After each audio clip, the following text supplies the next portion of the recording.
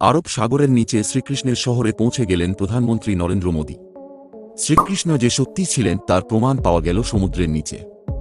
গুজরাটের আরব সাগরের ওই এলাকায় হাজার হাজার বছর ধরে রয়েছে শ্রীকৃষ্ণের শহরের ধ্বংসস্তূপ। এগুলি শুধু কথার কথা নয়, পৌরাণিক কাহিনীগুলি যে সত্যি ছিল তার প্রচুর প্রমাণ রয়েছে। সেই প্রমাণগুলি আজ আপনাদের সামনে তুলে ধরা হবে।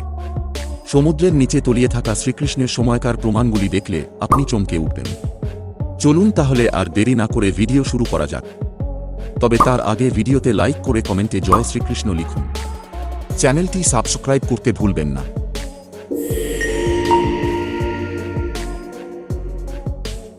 বন্ধুরা, আমাদের পৃথিবীতে হাজারো প্রমাণ রয়েছে যেগুলির উপর রিসার্চ করে জানা যায় যে পৌরাণিক গ্রন্থে লেখা তথ্যগুলি শুধুমাত্র কোনো কল্পনা নয়, বরং এগুলি ভারতের ইতিহাস।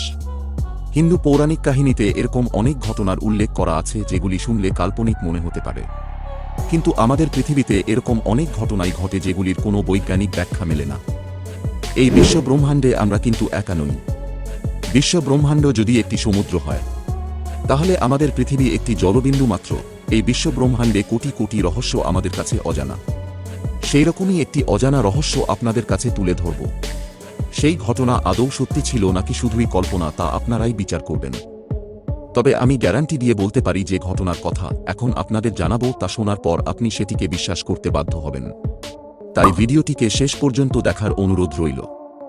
আজও ধার্মিক মানুষেরা রামায়ণ ও মহাভারতের কথাগুলিকে সত্যি বলে বিশ্বাস করেন।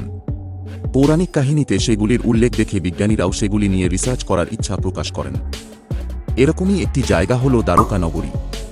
বর্তমানে ভারতবর্ষের গুজরাটে আরব সাগরের একটি জায়গার নাম দ্বারকা নগরী। পৌরাণিক কাহিনীতে উল্লেখ রয়েছে এই নগরী তৈরি করেছিলেন স্বয়ং শ্রীকৃষ্ণ। পরবর্তীতে এই নগরী সমুদ্রে তলিয়ে যায়। তার জন্য দুটি কারণের উল্লেখ রয়েছে পৌরাণিক গ্রন্থে। প্রথম কারণ হল মনীষীদের দ্বারা শ্রীকৃষ্ণের পুত্র সৌম্যকে দেওয়া অভিশাপ। আরেকটি কারণ হল শ্রীকৃষ্ণকে গান্ধারীর দেওয়া অভিশাপ। এই দুটি অভিশাপের কারণেই শ্রীকৃষ্ণের তৈরি করা দ্বারকা নগরী সমুদ্রের নিচে তলিয়ে যায়। আপনি শুনলে অবাক হয়ে যাবেন যে এখনই এই দ্বারকা নগরীর অস্তিত্ব এখনও রয়েছে। প্রতি বছরই বহু মানুষ স্কুবা ড্রাইভিংয়ের মাধ্যমে বিশেষ ধরনের পোশাক পরে সমুদ্রের নিচে নামেন। এমনকি ভারতের প্রধানমন্ত্রী নরেন্দ্র মোদী ড্রাইভিং করে শ্রীকৃষ্ণের শহর ঘুরে এসেছেন। এখনও সমুদ্রের নিচে শ্রীকৃষ্ণের বানানো শহরের নমুনা রয়েছে।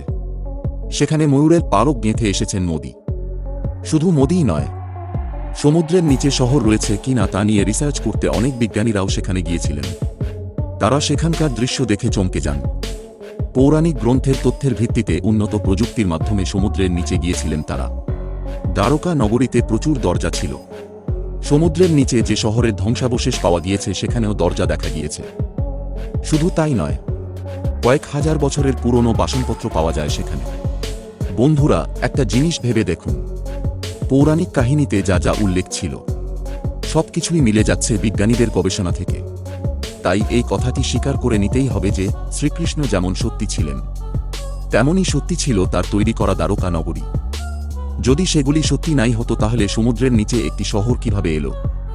বন্ধুরা, আপনাদের কি মনে হয় গুজরাটে আরব সাগরের নিচে যে জায়গাকে সবাই শ্রীকৃষ্ণের দ্বারকা নগরী বলে মনে করে সেটা কি আসলেই শ্রীকৃষ্ণের তৈরি? আপনার কি মনে হচ্ছে সেটা কমেন্টে লিখুন। ভিডিওটি ভালো লাগলে শেয়ার করতে ভুলবেন না। চ্যানেলটি সাবস্ক্রাইব করে আমাদের পাশে থাকবেন।